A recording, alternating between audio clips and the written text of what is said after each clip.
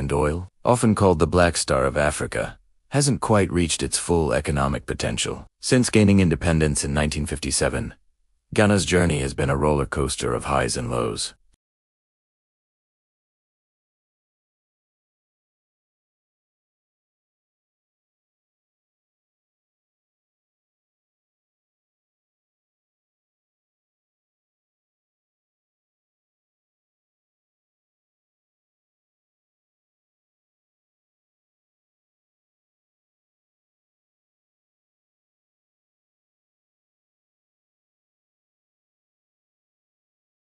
This led to massive state-led projects like the Akazembo Dam, a symbol of national pride and a crucial source of hydroelectric power.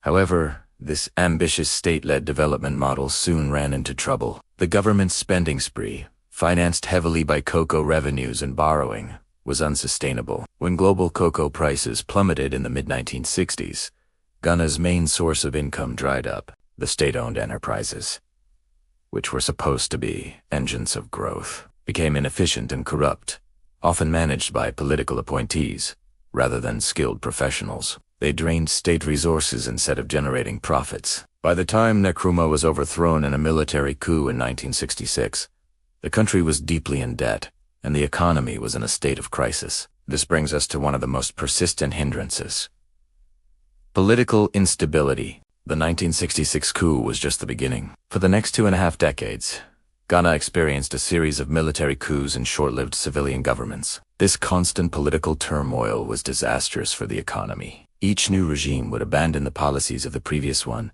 creating a climate of uncertainty that scared away both local and foreign investors. Long-term planning became impossible. Why would anyone invest in a business if they feared a new government could nationalize it or change the rules overnight? This period was marked by economic mismanagement, capital flight, and a brain drain, as many of Ghanaians.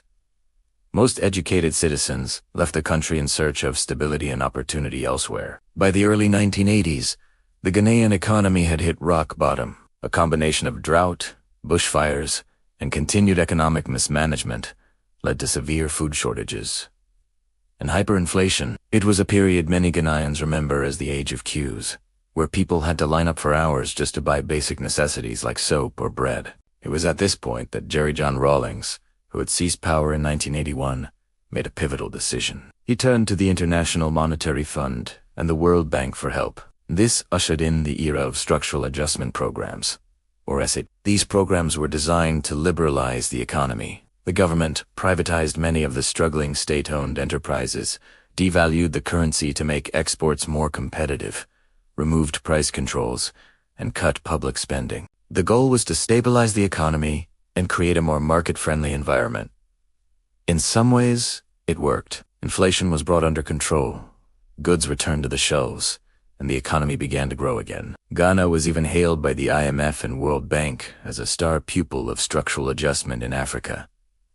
But these reforms came at a high social cost. The sharp cuts in public spending meant less funding for education and healthcare. The privatization of state companies led to massive job losses. While the economy as a whole was growing, many ordinary Ghanaians felt left behind. This period highlights another key challenge: over-reliance on external institutions and conditionalities. The policies were often designed in Washington, D.C., and while they addressed macroeconomic instability, they didn't always align with Ghana's specific social needs or long-term development goals. It created a dependency on foreign aid and loans, which often came with strings attached that limited the government's policy options. Another major, and perhaps the most fundamental, hindrance has been the structure of Ghana's economy itself. Despite all the talk of industrialization, Ghana remains heavily dependent on the export of a few primary commodities: gold, cocoa, and now, oil. This is a risky game. The prices of these commodities are set on the world market and can be incredibly volatile. When prices are high, the economy booms. But when they crash, the entire country feels the pain. This dependence on raw materials means Ghana hasn't developed a strong manufacturing or value-added sector.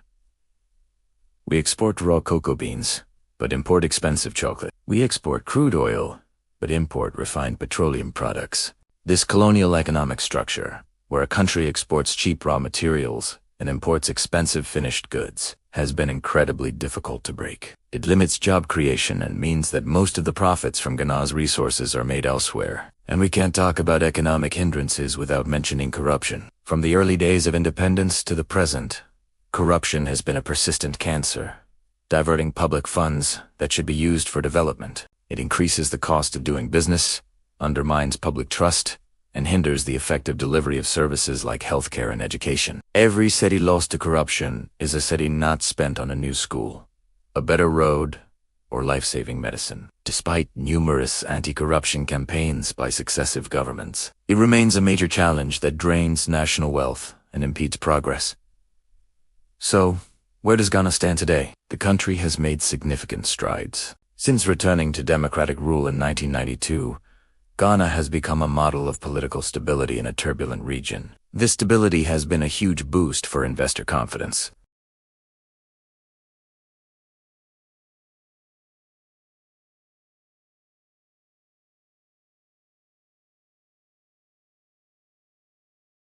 Ghana is now one of the fastest-growing economies in Africa.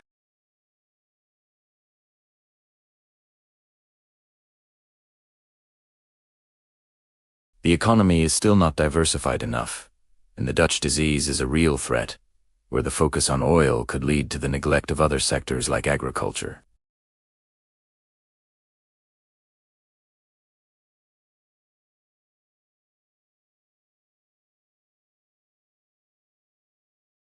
The power crisis, known locally as Dumser, which plagued the country for years, is a stark reminder of these infrastructure deficits.